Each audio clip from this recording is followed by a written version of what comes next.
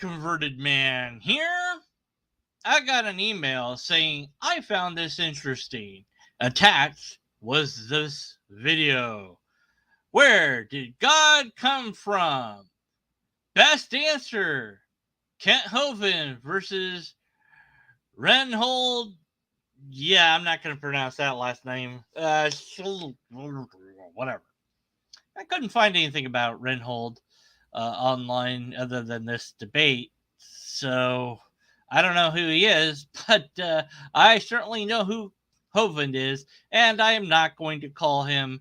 I'm not going to refer to him as the thing that he has not earned, because he has not earned it. So here we go. I am confused. Being philosophically consistent and being a very honest person, I'm sure you can tell me where God came from. And in addition, once you've told me where God comes from, please try to clarify how you can figure that a spiritual force can have an impact on a material universe to create it. I think that some years ago, we already talked about that kind of thing in philosophical circles at any rate, by posing the question, if angels are made of spiritual matter, and a pen is made of material matter, and spiritual matter displaces no space, how many angels can dance on the tip of a pen? I have a sense of sort of reversal experience here, but please do, go ahead. You got 5 minutes. Now, I just want to know which question. That's all right. You may take the rest of the minute. We're supposed to do one question at a time. Which one would you like? That was part of the format for the debate. So which question? I want you to fill in the story of the rest of the beginning of the universe. God, spiritual matter, impact on material matter. Okay. So 2 questions. All right. Go ahead. All right. Your question, where did God come from, assumes that you're thinking of the wrong, obviously it displays that you're thinking of the wrong God.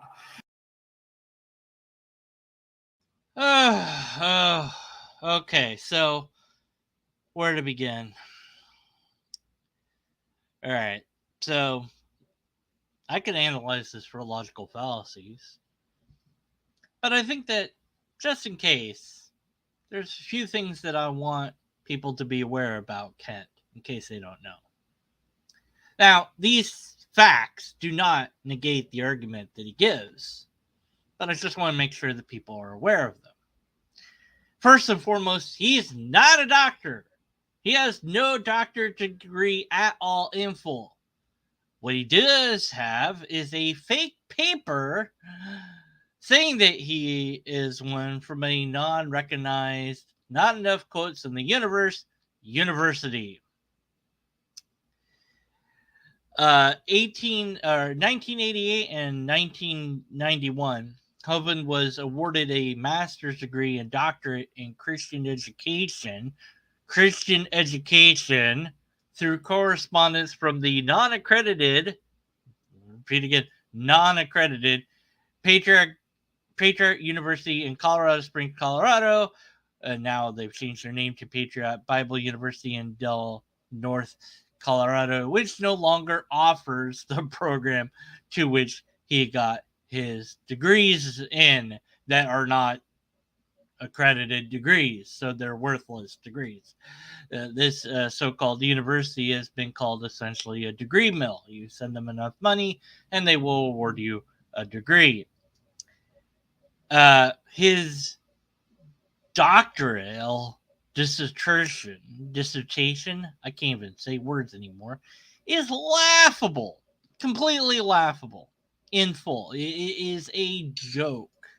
I have many links for everything. So I'm gonna say numbers, and that will reference the links in the description of the video below. So in regards to where I got the 1998 from, and that's number 1. His doctorate being laughable, that's number 2, and number 3 will be that a real dissertation is far more complex. as you can see, the language and structure between what he thinks is a, a dissertation and a actual one, the language and structure are night and day. Hovind's a fraud. Also, he went to jail for tax evasion. See citation number 4. Also, he body slammed his wife. Citation number 5. So yeah, not a nice guy. However, as I said, that does nothing to negate his argument. His argument will be full of logical fallacies, and thus it is one to be discarded in full. But the fact that he is, that's separate from all his evil deeds. The fact that he's a nasty, vile, toxic liar, con man, that's, you know, that's independent of the argument, which must fail or stand on its own, and it fails. So, yeah. Everything Hovind says in this video is going to be either outright assertions, and I dare say non-biblical to boot. I'll get into why in a moment, later in a bit. Kent's version of God can't exist at all. It cannot exist. And we'll go to the video so I can talk about why. Because the God of the Bible is not affected by time, space, or matter. If he's affected by time, space, or matter, he's not God. Time, space, and matter is what we call a continuum. All of them have to come into existence at the same instant. Because if there were matter but no space, where would you put it? If there were matter and space but no time, when would you put it? You cannot have time, space, or matter independently. They have to come into existence simultaneously. The Bible answers that in 10 words. In the beginning, there's time. God created the heaven, there's space, and the earth, there's matter. So you have time, space, matter, created a trinity of trinities there. Just, time is past, present, future. Space has length, width, height. Matter has solid, liquid, gas. You have a trinity of trinities created instantaneously, and the God who created them has to be outside of them. If he's limited by time, he's not God. The guy who created this computer is not in the computer. He's not. Okay, so I said that Kent Hovind's version, and it's very important that if you happen to be a theist, you recognize that his version of God is most likely going to be different than your version of God. You have a particular concept of what you think God is. He has a different concept in full, but his version of God, as he's portraying it, can't exist. If you put God outside of space-time, there is no where and no when for God to be. So it doesn't exist anymore at that point. And for whatever bizarre reason, some apologists have done this, but it simply put, if you say that something is out, it's nowhere, it's no when, well then it's nothing.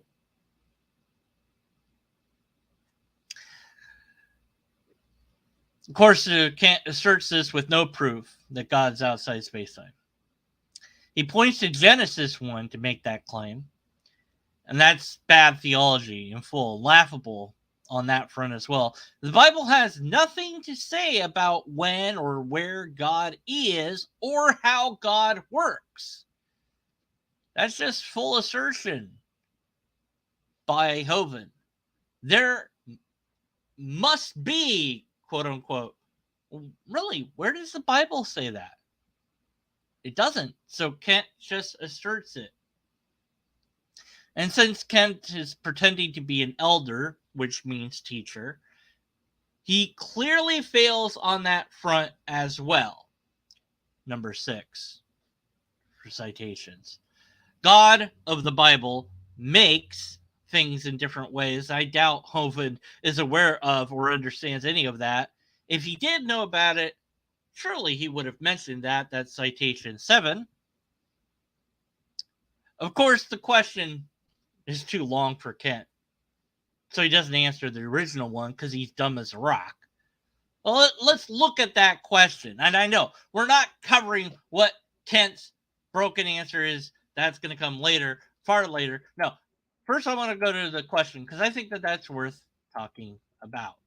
So we'll go back to Walrus here. Now, some of this I wrote for my response to an email, and some of this is not, at any rate. Okay, so we get an edited version of this question, so I'm not sure what the context of the question is, but I suspect that the idea has been put forth at some point by Hovind that things require things to come from. Chicken, egg. What came first?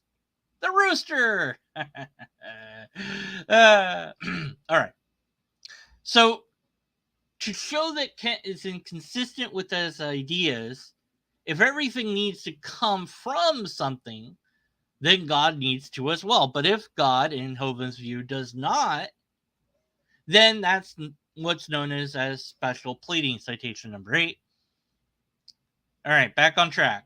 Reinhold, this guy that, got a walrus mustache here, he asks the following, or he states the following / asks it.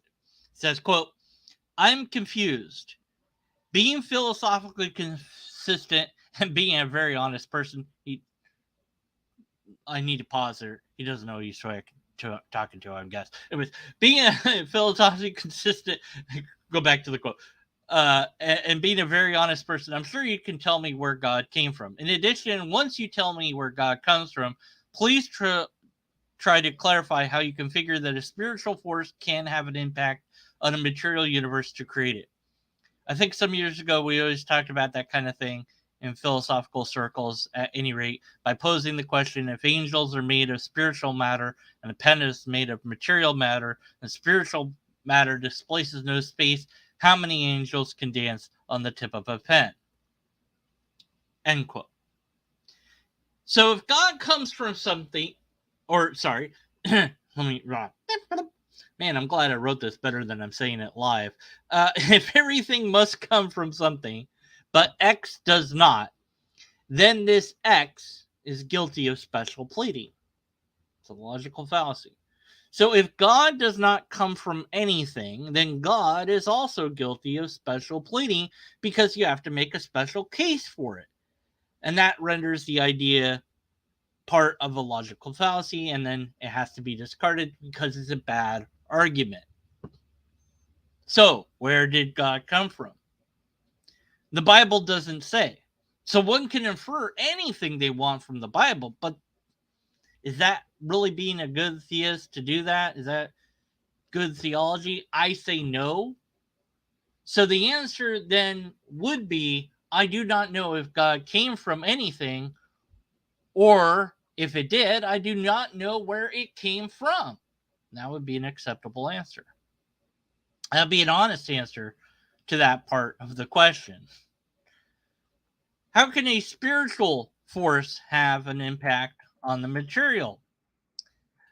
Well, a simple answer of I do not know would be fine here, as anything else would be pure speculation. It's not in the Bible at all. So the one who wants to use sound theology should simply say they do not know to such a question. How many angels can dance on the tip of a pen? Now here I'm going to mix things up and be a little bit funny. I'll say, it depends how big the pen is. Or let's find out. Then here I take out a pen and I go 1, 2, 3. Then I eat the pen. Citation 9. So yeah, that would be funny. It would get a joke, be a laugh. And I'd say, again, good sir, I do not know the answer to the question. But Hovind's unable to be honest, so he can't just say, I don't know, because he's a dumb rockhead. Not to insult rocks. No rocks were harmed in the making of this response. I'm going to make this whole email and answer into a video, other than the part where I'm saying I'm making this into a video. Wait, no, it'll be more funny if I say that in the video, including the part where I wrote that.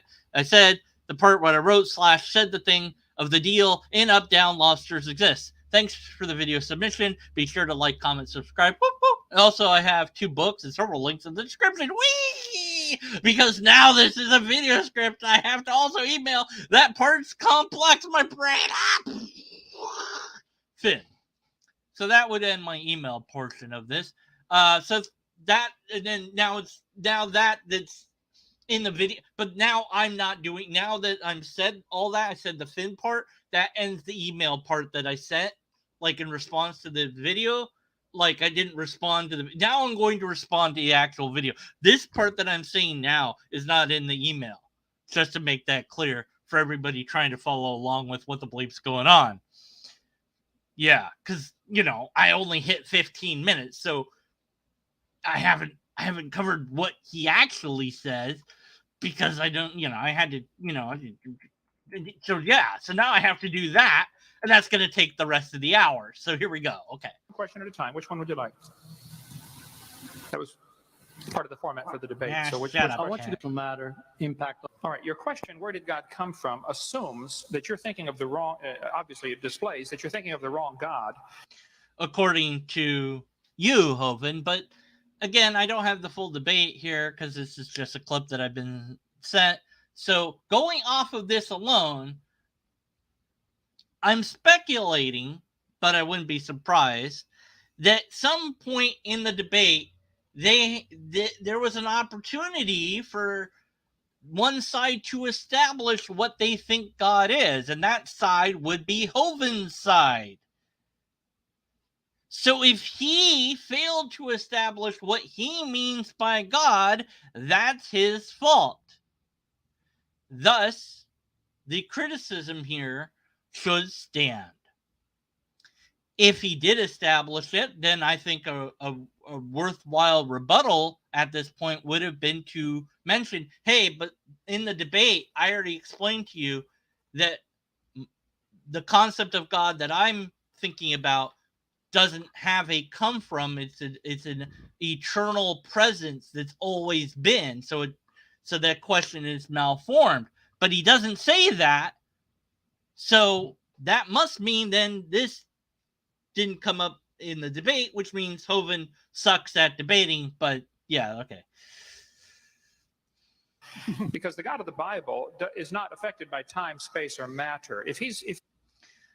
Well, is it though? Because the Bible doesn't really say. I mean, again, you can infer that from different passages in the Bible, but you can't outright say that the Bible says that.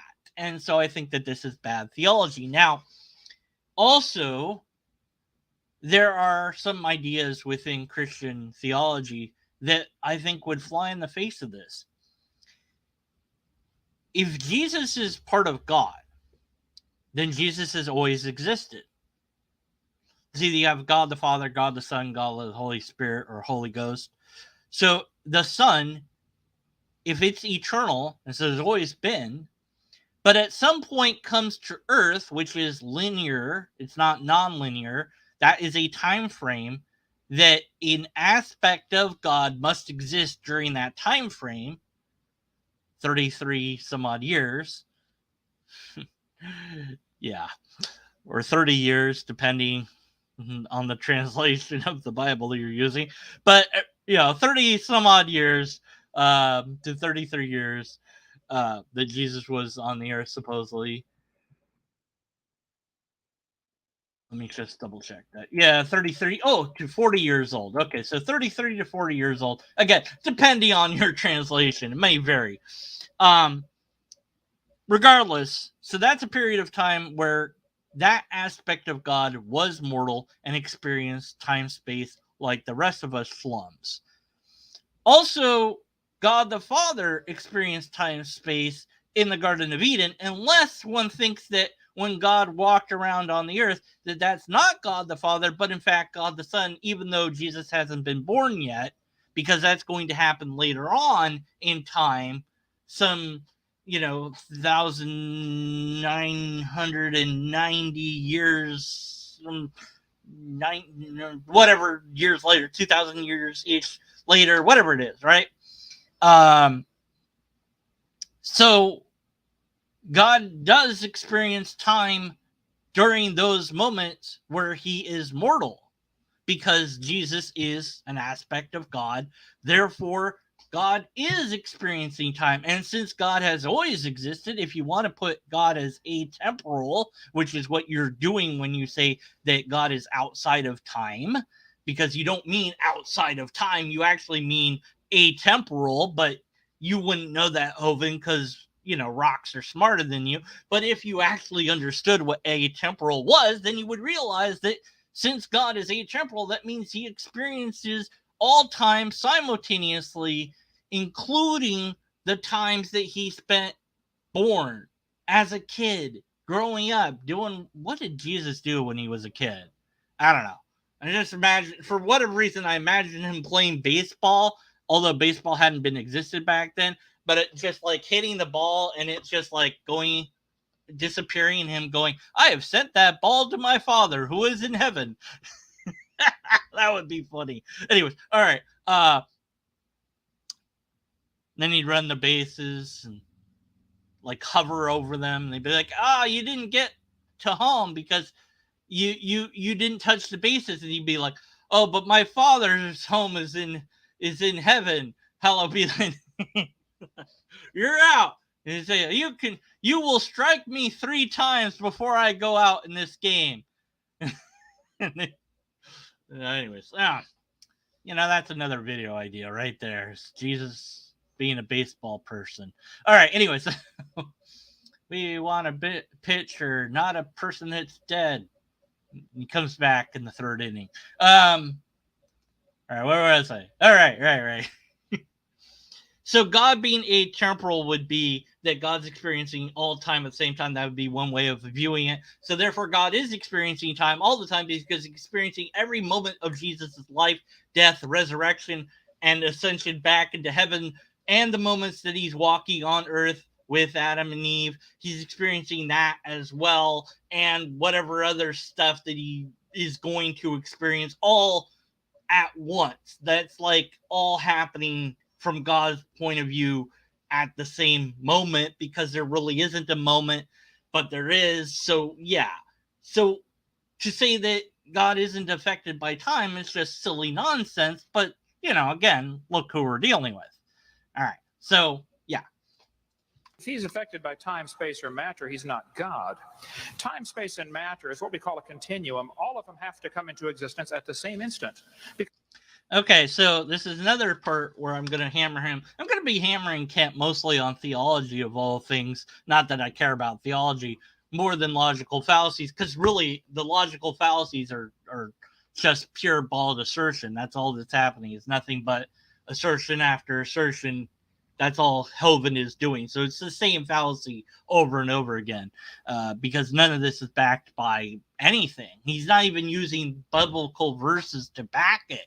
So if he did that, at least I could see maybe how he got to that conclusion. He read through Genesis and he was like, in the beginning there's, whatever. But none of that correlates to what he's saying. So it's like, how do you extrapolate from those words to now? I mean, if you at least went over the Jewish terminology or something like that, maybe you can make some sort of case for this. But he didn't do that, so it's just pure assertion and speculation on his part. So he says that what was it? God is unaffected by matter. Let me go back a bit because it's important here. Space and matter is what we call a continuum. All of them have to come into existence. Is not affected by time. It displays that you're thinking of the wrong God, because the God of the Bible is not affected by time, space, or matter. If he's affected by time, space, or matter, he's not God. Okay, so he says if God is affected by time, space, or matter, then he's not God. I guess that means then Jesus cannot be God, and here's why. Jesus is affected by time, space, and matter when he's Jesus on earth, at any rate. Maybe when he's with the Father in heaven, he's not, but certainly when he's here, he is. And he's certainly affected by matter because they have to kill him. They have to kill him so that he can come back from the dead. If he doesn't do that, he can't forgive sins, which is what his Father wants from him and why he was sent to earth in the first place. And in fact, there has to be a human vessel for Jesus to arrive in, which is Mary. Now, maybe you think that Jesus was born just with Mary because that's a teaching that the church has, or maybe you think that Joseph had a part in that, and that the idea of a virginal birth came later in church theology, completely made up by the church. Maybe you think that, but regardless, God apparently had some hand in this, said that this is the one that I've chosen to be, because of your bloodline, Joseph. Like, why would Joseph's bloodline be in the Bible? Which it is. Like, here's, his lineage. Why would that matter unless Joseph is contributing to the baby? You don't get Mary's lineage. You get a different lineage, by the way, in the Bible. But is that Mary's lineage? No? Okay. So what's going on? And by the way, the two lineages conflict, but that's okay. So what's it matter what Joseph's lineage is unless he's actually contributing some DNA to the matter? So unless you want to say, well, okay, I'm going to pretend that God like teleported Joseph's DNA, seed into the egg, even though it doesn't say that in the Bible either, but whatever. Let's just pretend that that's a thing to make it all make sense, because I want Mary to be a virgin, even though it also doesn't say that in the Bible, but depends on the version of the Bible. It should say young woman. It doesn't say that she's a virgin. It just says, but she wasn't married to Joseph yet. Well, okay, that doesn't mean that she was a virgin, though, right? Anyways, regardless. Perhaps, any number of things there, but to say that that if God is not affected by time, space, etc., that means it's not God, that Jesus cannot be God, because Jesus definitely was affected by all of those things while he was on earth. So is Jesus God? I guess not. So I guess Coven, that's his new name now. Coven is not a Christian. I don't know what he is other than a con artist, but he can't be a Christian now because he doesn't think Jesus is God, right? Oh, well, yeah, back to the video. Time, space, and matter is what we call a continuum. All of them have to come into existence at the same instant. Because if there were matter but no space, where would you put it? If there were matter and space but no time, when would you put it? You cannot have time, space, or matter independently. They have to come into existence simultaneously.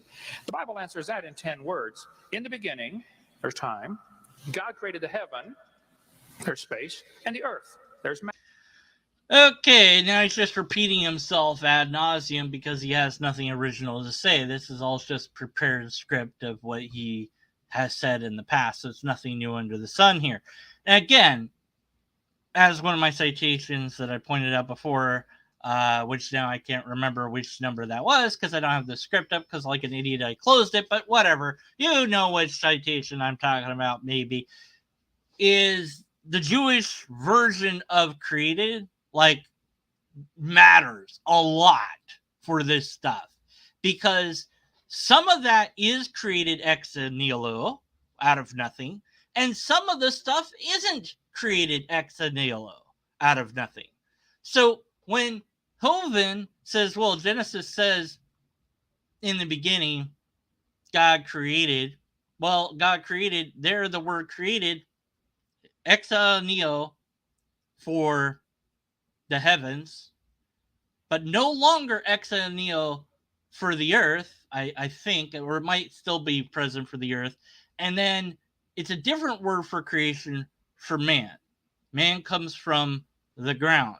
So that already exists. So God doesn't need to make man from nothing. Makes it out of existing matter. So it's not, you're not getting what the Bible actually says correct at some level. And I think that that's important, if you want to, portray what the Bible says correctly, but that would only matter if you were a decent theologian or a Christian. which I don't think Coven is either of those things. Again, that doesn't matter. His argument stands or fails on its own merits. It completely fails, and that's why I'm going over it. Matter. So you have time, space, matter created a trinity of trinities there. Just, time is past, present, future. Space has length, width, height. Matter has solid, liquid, gas. You have a trinity of... Hovind, hello, Hovind, there's something that I think you should know about.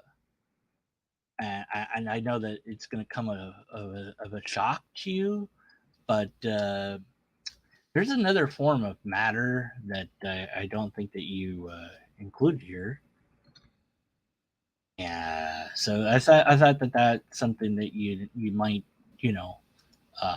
want to include. So maybe no. So no, okay. No, you don't know about this stuff. I mean, just come on. Now look, okay. Maybe you're like, what are you talking about, deconverted man? There's only 3 states of matter. Well, no, there's also plasma. Yeah. So plasma is a state of matter. So yeah, that's 4 there, not 3. I know 3 is a magical number and everything, but yeah, see this here, this thing from now I gotta add this to the link description, don't I? God damn, it's like I didn't plan this part out. Okay, anyways, so yeah, states of matter, plasma. Oh, that's just one thing, right? Yeah, well, it is, but I mean, well, Google searching it, well, you come up with plasma in the blood, which isn't what we're talking about when we're talking about plasma. So you have to like Google it, like plasma, like matter. Otherwise, you're gonna get a whole bunch of like, yeah. It's just so yeah. Then here we go. Here's another one. So let me share another look. I found another thing that talks about plasma. Here we go. What is plasma? Blah blah blah blah blah. There you go. Solid, liquid, gaseous, plasma. Oh look, it's a 4th state of matter. You dumb rock. You stupid rock. Sorry, I'm insulting rocks again. Hovind is dumber than rocks. Please don't tell Stephen on me. So okay, back to the video. Trinities created instantaneously, and the God who created them has to be outside of them.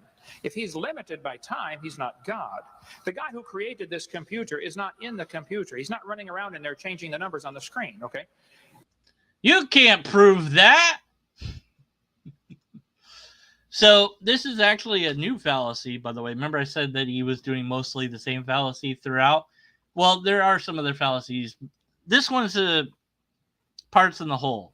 Or no, this is not parts in the whole. This is just stupid. This is what that is. This is appeal to analogy. Computer work different than universe do of. Okay? So, it's like, well, but the thing that made the computer has to be outside the computer. Okay? That's how the universe that we're in works. But there really isn't a reason that you couldn't construct something and be inside the thing that you're constructing. You could do it. It's not impossible to do. You could, get materials and start building. You could, you'd have to do stuff that's there because that's the only way we know how to build stuff. But you could build a hut around yourself if you had the right materials nearby, right? I mean, like you would be inside of it as you constructed it, so you could be inside of something that you make. Well, but you're still outside of the wood. Ah, shut up, stupid. Okay. But okay. That's fine for us limited beings. We have to be outside of whatever we're making. But you're talking about God. God can do anything. So why couldn't God be in the universe and also make the universe? Whatever the universe is. What do we mean by that word? Who knows? Whatever. But why couldn't God be there? Why does God have to be outside of it? That's a rule. God has to follow rules? Well, maybe, I don't know, at least be logically coherent. Oh, wait a minute. So is he saying God has to be logically coherent then? Now, if he did say that, that would make a far more compelling case, perhaps, for God. Sadly, Kent doesn't make that argument. So but I'm making it now. So I'm making a better case than Hovind is. But again, no surprises there because, again, a rock could make a better case for anything at all than Hovind. Hovind makes a good vacuum cleaner and not a very good one, but he does suck. So, yeah. The God who created this universe is outside of the universe. He's above it, beyond it, in it, through it. He's unaffected by it. How do you know? How do you know that? Citation. Where do you? Okay. So the concept that a spiritual force cannot have any effect on a material body, well, then I guess you'd have to explain to me things like emotions and love and hatred and envy. Okay, so this is an appeal to ignorance and or personal incredulity. Here I think it's an appeal to ignorance. Well, you have to explain X, Y, and Z. No, Hovind. The burden's on you. How does the spiritual, whatever that is, affect the material? Answer the question. Either you don't know the answer, or you do know the answer, and you're not providing the answer. Me explaining any given phenomenon is wholly irrelevant to your burden of proof. Stick. I'm going to call him a stick. Sticks are less than rocks, right? Like on the totem pole of, no, is rock below? I don't know. Dumb as a rock. We don't say dumb as a stick.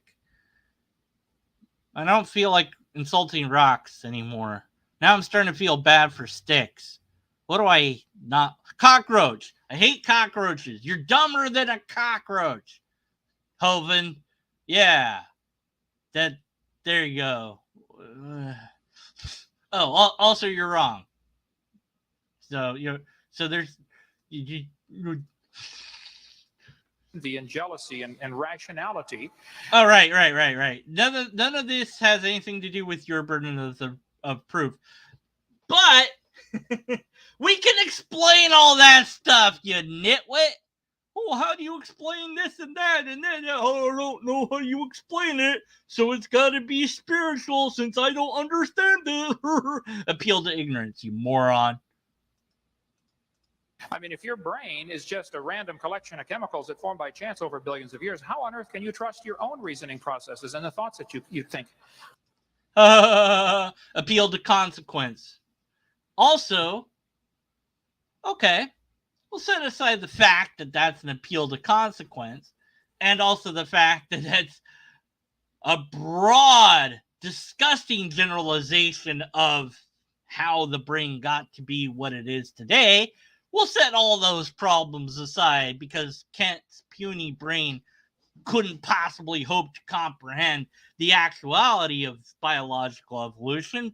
He doesn't believe in it because he's a moron, even though he's been corrected multiple times, but he doesn't care because he's a con artist. But at any rate, there's a grossly oversimplified version of all of that he's offered. Of course, he's left out the filtering mechanism of biological evolution that makes it go from chance to not just chance because there's a filtering mechanism called death involved. And that filtering mechanism, does a lot of interesting things. But at any rate, he doesn't care about any of those facts. So let's go with just going, all right, Kent, fine. You want to say we can't trust our brains? Yeah, in a way we can't. We can't always trust our brain. I agree. We know for a fact that memory decays. We know that mind states can be altered if you drink too much alcohol or you take the weird drugs or whatever. All them drugs you kids are doing these days. Back in my day, we didn't have them drugs. We only had onions. Anyway, so, we know that mind can alter. We know that. We know that your senses can fail you. Sight can fail you, hearing, etc. So we know that for a fact. Adding on that, well, there's a spirit, whatever that is, controlling behind your brain, doesn't change the fact that at some point you don't remember where you put your keys. You have no idea what the phone number is of the first place you lived. You don't remember the person you sat next to in elementary school. You probably forgot most of what you learned in school. You probably don't even remember what you ate for breakfast today. We know for a fact that we cannot always trust our mind. Now, broadly speaking and generally, we can. For most things, we get by. We survive. So it works well enough most of the time until it stops working well enough for us to function, at which point we have to rely upon others to help us to continue to go on until eventually it stops working completely and we're dead. Having a spirit or a soul does nothing to change any of those problems.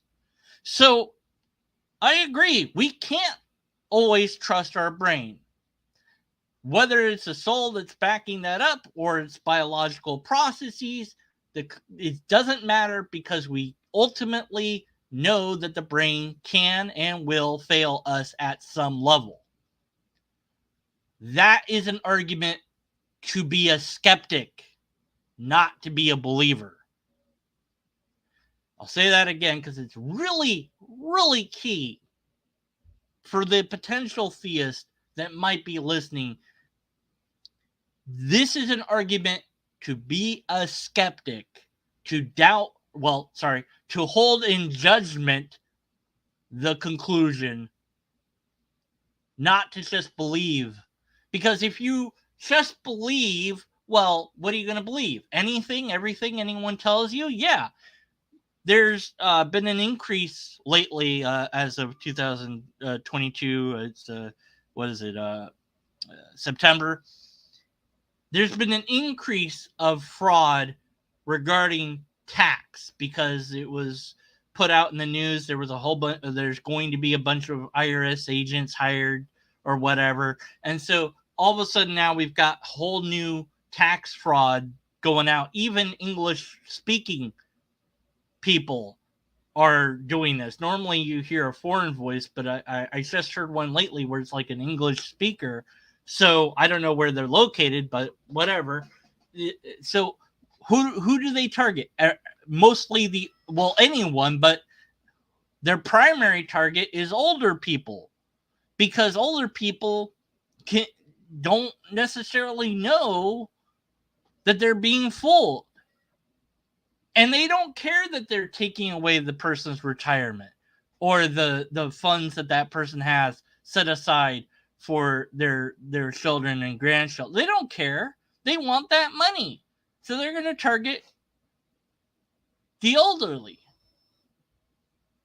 And so, well, why would that be if we could always trust our brain? Well, it's not. So we can't. And that's an argument to be skeptical. So when you get older, you should be even more skeptical of things. Somebody calls you, hey, you owe us money. Okay, that's great. Hang up. Find the address of the bank or whatever, and make sure you have the right number and the right branch, and call them up yourself. Or go there in person. That way, you're not going to get scammed because the IRS doesn't call you. That's just not how it works. Your bank usually doesn't call you. And if they do, they're not going to ask you for info because they called you. You didn't call them. So this is an argument to be a skeptic, not to be a believer, because you shouldn't just believe anything and everything that you're told. Okay, so Dumb audience. Your question, where did God come from, is assuming a limited God, and that's your problem. The God that I Well, no, it's not. Why would God be limited if it comes from something? That doesn't make it limited. It just makes it different. worship is not limited by time, space, or matter. If I could fit the infinite God in my 3-pound brain, he would not be worth worshiping, that's for certain. Well, I don't know. Hovind. I think that you've overestimated how heavy your brain is, because I don't think it weighs 3 pounds. Maybe 1 ounce? Yeah, that seems like enough. But then you're saying this. You're saying if you can't hold God in your brain, so it's not God. Well, then you can't talk about God because you have no concept of God at that point. If you can't conceive of God in your brain, then you're not talking about anything at all anymore. So you're saying the thing that I'm talking about is something I can't conceive of, then you're not talking about it anymore, are you, dummy? But again, that would require thought, and we're not going to get that from this sponge. So that's the God that I worship. Thank you.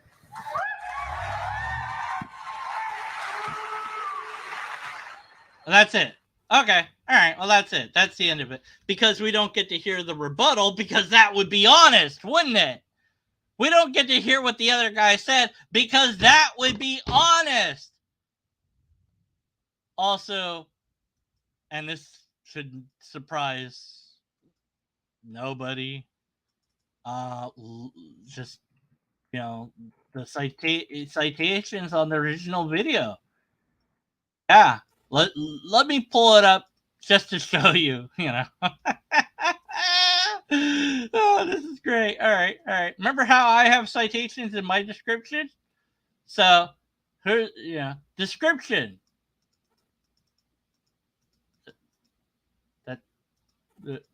What? That's it? There. That's it. Description. Blank. Nothing. How about a pinned comment? Do we have one of those that directs us to the original video? Nope. What's funny is that the person that uploaded this pinned this comment. I guess they didn't realize it was actually against them, not for them. Oh, no, it wasn't. Sorry, I read it the wrong way. Yeah, that's what Thomas Aquinas said, right? Well, to one who has faith, no explanation is necessary, right? Because you don't need explanation. You don't need facts when you have faith. To one without faith, no explanation is possible. That part's wrong. Actually, all you have is explanation when you don't have faith, because when you don't need faith if you have facts. And if you have fact, you don't need faith. But if you have faith, you have no need for facts because they don't matter to you. But yeah, there's no citation at all. So who knows where this debate came from. I suppose I could find it if I dug hard enough, but that's not the point. The point is, I looked at the video in full now. I've complained about it. I've pointed out at least 2 fallacies that Hovind had, which is bald assertion, appeal to analogy, and appeal to ignorance. So that's 3. I can count. So yeah, the one fallacy is enough for us to negate the argument. He's got at least 3. So what is the God of the Bible? That's a good question. Different theists have different ideas about the answer to that question. If we're to take the Bible as just pure literature and set aside the idea that any of it's true, which we shouldn't think that any of it is true, a few things, you got a few kings and locations in there that can be confirmed, but not much else. Couple cities, few locations are real, but yeah. And to say, okay, well, what can we make of this God character? You're not really told that much about how God functions, like how it works mechanically speaking. In fact, you're not really told anything about that. It doesn't explain how God makes anything. It doesn't explain where God is or when God is or any of that. All of that is pure speculation extracted from the text by different people. And because of that, it's subject to personal interpretation, which is going to vary from person to person and place to place. The culture in California is very different than the culture in New York. The culture in New York is very different than in the Carolinas. North and South Carolina have separate cultures to some degree, and even within towns, in small towns, you have different cultures, and even from house to house, you have different cultures. Your neighbors have different cultures than you do. They have different ideas than you. And some of them you might find to be wacky, woo-woo, nutsoid. The reason that you doubt when someone's, or should doubt, rather, when someone says, oh yeah, I was abducted by aliens, well, okay. And everyone's a lizard person. Yeah, sure, and you go, oh, that's interesting, and nod your head and slowly back out of there and get away from them. The reason you do that is the same reason that perhaps, just an idea, that perhaps maybe you should be cautious about interpretations of the Bible, because nobody has any. Everyone's going to have their own view. What's the text say? It just says this. What does that mean? Who knows? It means whatever you make it mean, but then you're making it something that it isn't. Now, the creationists, the weirdest thing about the creationists is they want to take the Bible literally, but they literally do not do that because they add all sorts of things to it. So what can you do? Well, you can hold it in judgment and say, I don't know if this is true or false, but I'm not going to believe it until I have empirical evidence or repeatable tests or a valid and sound argument, and I don't have any of those things, so I'm going to be skeptical of this guy's conclusions.